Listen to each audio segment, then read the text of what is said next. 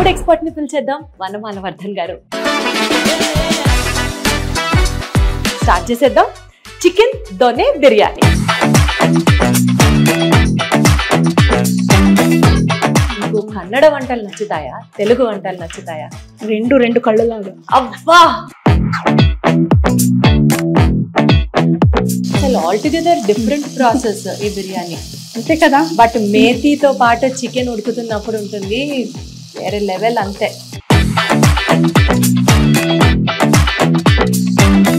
Red chilli powder వాడలేదు, ధనియా powder వాడలేదు. Correct. Definitely ఒక స్పూన్ తిని ఎవ్వరు ఆపలేదు. ఈ మొత్తం ఖాళీ అయిపోతుంది దొన్నె బిర్యానీ. మీరు కనుక సేమ్ ఇలాగే కనుక ట్రై చేస్తే.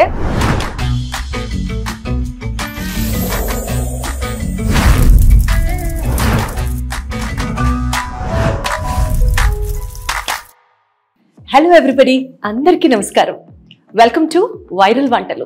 మబ్బు పడితే వాన పడుతుంది, వాన పడితే నేల తడుస్తుంది, నేల తడిస్తే కొన్ని వందల వేల రకాల వంటకాలు తయారవుతాయి. వర్షానికి వంటకానికి సంబంధం ఏంటా అనుకుంటున్నారా? వాన పడితేనే మనం తినే ప్రతి ఆహార వస్తువు భూమి నుంచి వస్తుంది కాబట్టి. ఒక్కటి తప్ప, ఏంటదో ఆలోచించండి, అదే ఉప్పు. అసలు ఉప్పు లేనిదే వంట లేదనుకోండి, అది వేరే విషయం. కానీ సముద్రం మాత్రం ఉప్పు నాది బాధ్యత అని ఆ బాధ్యతను తీసేసుకెళ్ళింది. మొత్తానికి ఇన్ని వేల రకాల వంటల్లోంచి మీకోసం మా వైరల్ వంటలు టీం ఎంతో రీసెర్చ్ చేసి బోలెడాన్ని సక్సెస్ఫుల్గా ప్రూవ్ అయినటువంటి వైరల్ వంటకాన్ని మీకోసం తీసుకొచ్చింది. మరి ఇవాల్టి రెసిపీ ఏంటో చూసే ముందు మన ఎక్స్పర్ట్ని పిలిచేద్దామా? సో మరి మన ఫుడ్ ఎక్స్పర్ట్ మనందరినీ మంచి మంచి రెసిపీస్తో ఎప్పటికప్పుడు ఎంటర్టైన్ చేస్తూ సూపర్ అబ్బా వీళ్ళ వంటకాలు అని అనిపించేటువంటి మన ఫుడ్ ఎక్స్పర్ట్ ని పిలిచేద్దాం. హలో అమ్మా, అసలు మెరిసిపోతున్నారుగా. చీర ఈ కలర్ మీకు భలే సూట్ అయింది కదా. ఎంత లేదులే. సరే, మరి ఇంతకీ వాళ్ళ మా ఆడియన్స్ కి ఏం చూపిస్తున్నారు? ఈ రోజు చికెన్ దొన్నె బిర్యానీ. చికెన్ దొన్నె బిర్యానీ ఇది బెంగళూరు అండ్ మైసూర్ స్పెషల్ అన్నమాట. సో స్టార్ట్ చేసేద్దాం. చికెన్ దొన్నె బిర్యానీ. అమ్మా, ప్రత్యేకంగా చిట్టి ముత్యాల బియ్యంతోనే చేయాలా దొన్నె బిర్యానీ? అవును, దీని స్పెషాలిటీ అదే. దీనిలో ఉన్న ఒక మంచి ఫ్రాగ్రెన్స్, అంటే చాలా సువాసనంగా ఉంటుంది అనమాట. చూడండి. అవును, నిజంగానే ఇది బాస్మతి ఫ్లేవర్ అయితే కాదు, అలానే రెగ్యులర్ మన బియ్యం కాదు. సో ఆ ఫ్లేవర్ అనేది ఈ బిర్యానీకి స్పెషాలిటీయా? అలాగే ఎంత ముత్యాలాగానే ఉంటాయి. నిజంగా చిన్ని ముత్యాల రైస్ అందరికీ తెలుసు, బట్ దాంతోనే దొన్నె బిర్యానీ చేయాలి అని అయితే తెలియదు. సరే, స్టార్ట్ చేసేద్దాం. సో దీంట్లో కొంచెం నీళ్ళు వేయండి, నానబెట్టేసుకుందాం ఫస్ట్.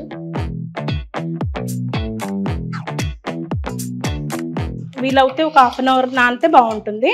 సో ఈ లోపల మనం ఉల్లిపాయలు కట్ చేసుకుందాం, కొంచెం నీళ్ళు వేడి చేసుకుందాం అన్నమాట. ఫస్ట్ వాటర్ ని బాయిల్ చేసుకోవాలా? ఇప్పుడు మనం ఎంత క్వాంటిటీ రైస్ ప్రిపేర్ చేస్తున్నాము? హాఫ్ కేజీ రైస్ అవుతే హాఫ్ కేజీ చికెన్ కూడా. అచ్చా, సో రెండు సేమ్ క్వాంటిటీలో తీసుకోవాలి. సో హాఫ్ కేజీ మనం ప్రిపేర్ చేసేటప్పుడు అంటే మొత్తం కేజీ క్వాంటిటీకి ఎన్ని ఉల్లిపాయలు కట్ చేయాల్సి ఉంటుంది? ఒక టూ చాలా. ఓకే. సో మీరు కన్నడిగా అయ్యుండి తెలుగు వంటలు కూడా చాలా బాగా చేస్తారు. మీరు చాలా వంటలు చేశారు. ఒక్కటి చెప్పండి, నిజంగా మీకు కన్నడ వంటలు నచ్చుతాయా, తెలుగు వంటలు నచ్చుతాయా? రెండు కళ్ళలాగా. అబ్బా. సో కన్నడ వంటల్లో మీకు బాగా నచ్చింది, మీ ఫేవరెట్ ఏంటి? కన్నడ వంటల్లో మసాలా దోశ, మైసూర్ మసాలా దోశ చాలా. ఒకరోజు మనం కూడా చేసుకున్నాం. అదే మన తెలుగు వంటల్లో అయితే తెలుగు వంటలో పులిహోర చాలా. పులిహోర నా ఫేవరెట్ కూడా. నిమ్మకాయ పులిహోర ఒక సూపర్ టేస్ట్. గోంగూర పులిహోర చాలా ఇష్టం. అవునా? నేను గోంగూర పులిహోర టేస్ట్ చేయాలి అనుకుంటుందని అయిపోతుంది. సరే, ఈసారి మీరు చేసినప్పుడే తింటా. ఈ ఉల్లిపాయలు టమాటాలు కట్ చేసుకున్నప్పుడు కొంచెం అలా పక్కన పెట్టేసుకొని దాన్నే రాయితలాగా చేసేస్తారు అన్నమాట. అది బిర్యానీకి పొడుగ్గా కట్ చేసుకుంటాం కదా, రైతాకైతే చిన్న ముక్కలు కట్ చేయాలి. లేదు యాక్చువల్ గా మన కన్నడిగాస్ వచ్చేసి పొడుగానే ఉంటాయి అన్నమాట రాయితలో కూడా. సో ఈసారి ఇంట్లో అత్తగారులు కానీ వచ్చిన చుట్టాలు కానీ ఏంటి రైతాల్లో నిలువుగా కట్ చేసామంటే కర్ణాటకలో ఇట్లాగే చేస్తారు, ఆ స్టైల్ చేసాం మీకోసం స్పెషల్గా అని చెప్పండి. ఇప్పుడు బిర్యానీకి కడాయి పెట్టేయండి. సో నెయ్యి యాడ్ చేస్తున్నాను, ఒక హాఫ్ కప్ అంతా. యాక్చువల్గా బిర్యానీ చేసేటప్పుడు కొంచెం నెయ్యి కొంచెం నూనె అంటారు కదా, మొత్తం నెయ్యి వేస్తున్నామా? ఇలా వేసి చూడండి. మా ఇంట్లో అయితే బిర్యానీ అంటే మొత్తం నెయ్యి కాదు, సగం నెయ్యి సగం నూనె అలవాటు. బట్ ఈసారి టేస్ట్ ఎలా ఉంటుందో చూడాలి. కొన్ని లవంగాలు, ఇది మరాఠీ మొగ్గు, చెక్క, యాలక్కాయలు, కొంచెం మరాఠీ మొగ్గ ఎక్కువనే వేసుకుందాం. ఇవన్నీ మనం మసాలా మనం గ్రైండ్ చేసేటప్పుడు కావాలన్నమాట. సో మరాఠీ మొగ్గ మసాలాలు అవసరం లేదు, అక్కర్లేదు, వేయకూడదు. ఓకే. ఎప్పుడైనా మనకి మసాలా ఆ స్మెల్తోనే మన ఆకలి పెరుగుతుంది అనమాట. Correct correct.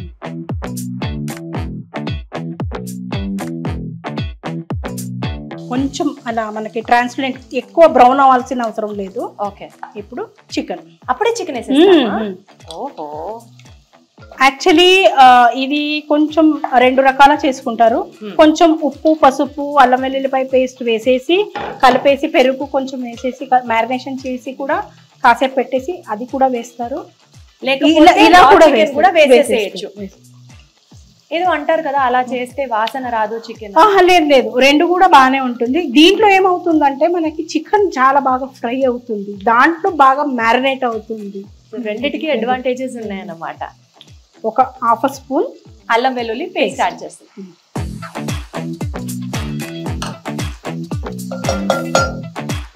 కొంచెం పసుపు,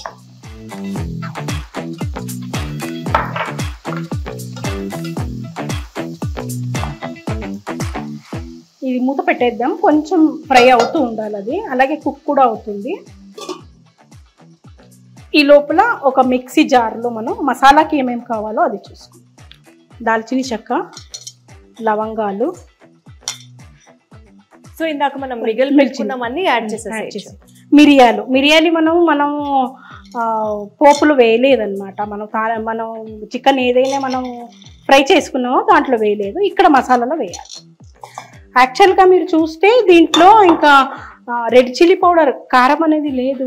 మిరియాలతో అలాగే పచ్చిమిర్చి ఒక 4, అంటే కొంచెం ఇది ఎక్కువ ఉంటుంది, కారం ఘాట్ ఎక్కువ ఉంటుంది. సో ఒక 4. సో మీరు యూజ్ చేస్తున్నటువంటి మిరపకాయల రకాన్ని బట్టి 4 యాడ్ చేయాలా, 5 యాడ్ చేయాలా, మీరు తినే స్పైస్ లెవెల్స్ బట్టి యాడ్ చేసుకోవాలి.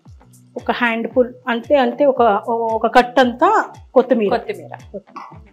ఓహో, అన్ని మిక్సీ చేసేస్తాం. కొంచెం పుదీనా.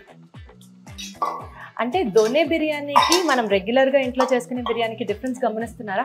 మనం పుదీనా బియ్యం ఉడుకుతున్నప్పుడు వేస్తాము, లేకపోతే ఫ్రై అయ్యేటప్పుడు ఆనియన్స్ దాంతో పాటు వేస్తాం. ఇక్కడ మొత్తం అన్ని ఇంగ్రీడియంట్స్ తో కలిపి మిక్సీ కొడుతున్నాం, అక్కడ నుండి డిఫరెన్స్. అలాగే టమాటోస్, కొంచెం టమాటోస్, అలాగే ఉల్లిపాయలు. ఓ, సో ఈ పేస్ట్ లో కూడా అల్లం వెల్లుల్లిపాయ పేస్ట్, కొంచెం పసుపు. దొనే బిర్యానీ యాక్చువల్ ఫ్లేవర్ అంతా ఈ పేస్ట్ లోనే ఉందన్నమాట ఇప్పుడు. ఎస్. సో దీన్ని ఇప్పుడు కొంచెం నీళ్ళు కూడా వేసుకుని చాలా మెత్తగా పేస్ట్ అయిపోవాలి. సో ఈ కన్సిస్టెన్సీ సరిపోతుందమ్మా? ఓకే. సో కొంచెం ఇది కూడా ఇప్పుడే కాదు, ఇది ఇంకా పక్కన పెట్టండి. ఒక నిమిషం. ముక్క ఉడికిందా ఉడకలేదా అన్నది ఈ పాయింట్ లో మనకు అర్థం అవుతుందా? అర్థం అవుతుంది, కానీ ఇప్పుడు ఇంకా ఉడకలేదు కదా, ఎందుకంటే 5 minutes మనం మూత పెట్టాము. కాసేపు వేగాలి. ఒక్క నిమిషం.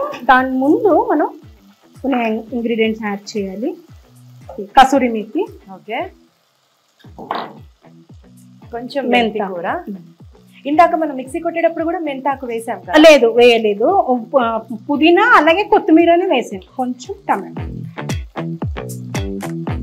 అసలు ఆల్ టుగెదర్ డిఫరెంట్ ప్రాసెస్ ఈ బిర్యానీ, అంతే కదా? బట్ మేతితో పాటు చికెన్ ఉడుకుతున్నప్పుడు ఉంటుంది వేరే లెవెల్. అంతే. యూజువల్గా ఇంట్లో నాన్ వెజ్ వండితే ఇంట్లో వాళ్ళకే వాసనలు వస్తుంటాయి, కానీ ఈ రెసిపీ ట్రై చేసి చూడండి, మీ సందు మొత్తం గుమగుమలాడిపోతుంది. అంతే. పెరుగు కొంచెం బీట్ చేసుకుంటూ ఒక 1/2 కప్ అంతా పెరుగు.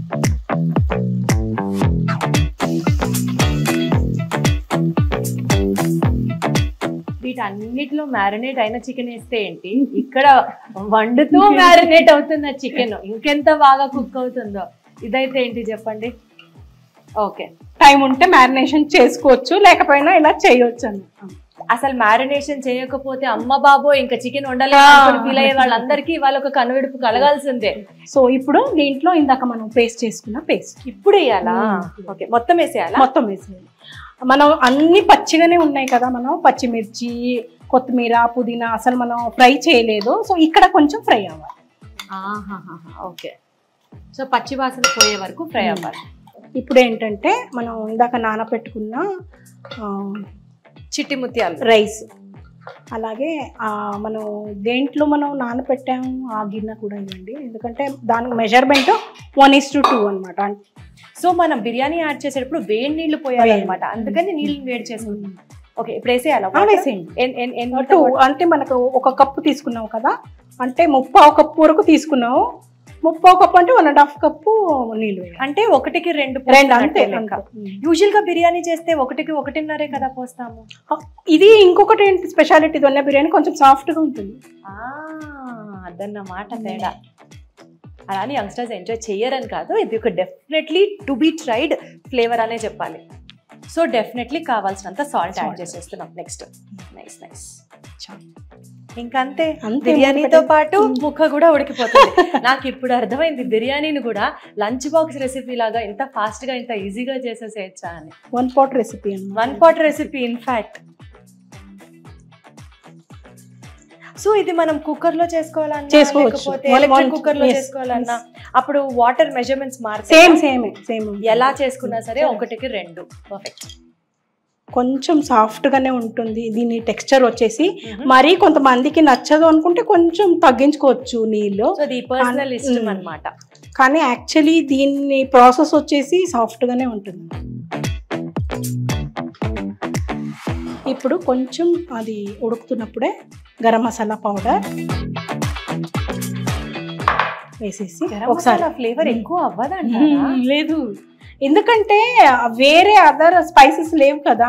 అంటే కారం, మనం కారం గురించి రెడ్ చిల్లీ పౌడర్ వాడలేదు, ధనియా పౌడర్ వాడలేదు, కరెక్ట్. సో జీలకర్ర పొడి వాడలేదు. అది మెయిన్ డిఫరెన్స్. ఇందులో ధనియాల పొడి, జీలకర్ర పొడి ఏమీ యాడ్ చేయలేదు కాబట్టి only masala flavour, masala spices flavour వేరే లెవెల్ ఉండబోతుంది, నాకు అర్థం అవుతుంది.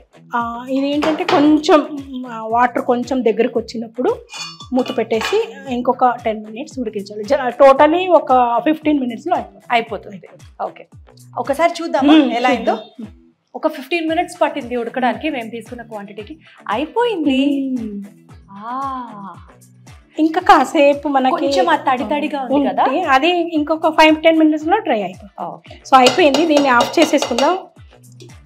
ఆఫ్ చేసిన తర్వాత కూడా అయిపోతుంది అన్నమాట, తడిపోతుంది అన్నమాట వేడికి. సో ఆఫ్ చేసిన తర్వాత ఒక నిమ్మకాయ.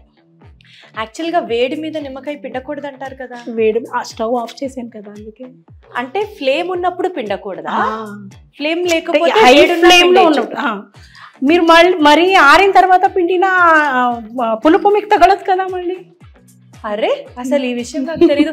వేడంతా చల్లారిపోయిన తర్వాత అప్పుడు మాత్రమే నిమ్మకాయని పిండాలి అని అనుకుంటున్నాను. కాదు. సో పొయ్యి మీద ఉన్నప్పుడు పిండకూడదు అన్నమాట. స్టవ్ ఆఫ్ చేసి వేడిగా ఉన్నా సరే నిమ్మకాయని పిండొచ్చు. దీనికి కొంచెం నిమ్మరసం ఎక్కువే పడుతుంది.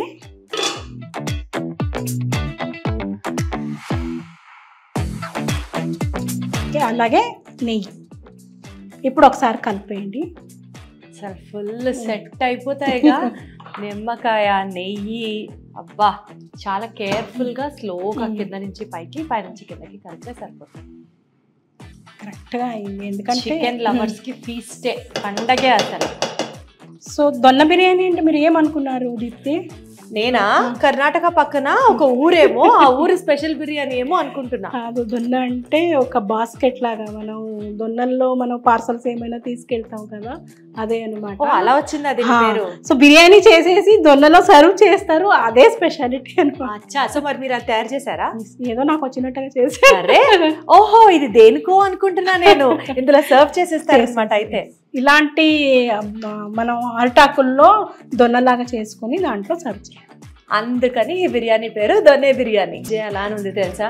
ఎప్పుడెప్పుడు వనమాల గారు ఇప్పుడు టేస్ట్ చేసి చెప్పు అంటారా అని ఉంది. అసలు ఏమాత్రం వెయిట్ చేయట్లేదు నేను.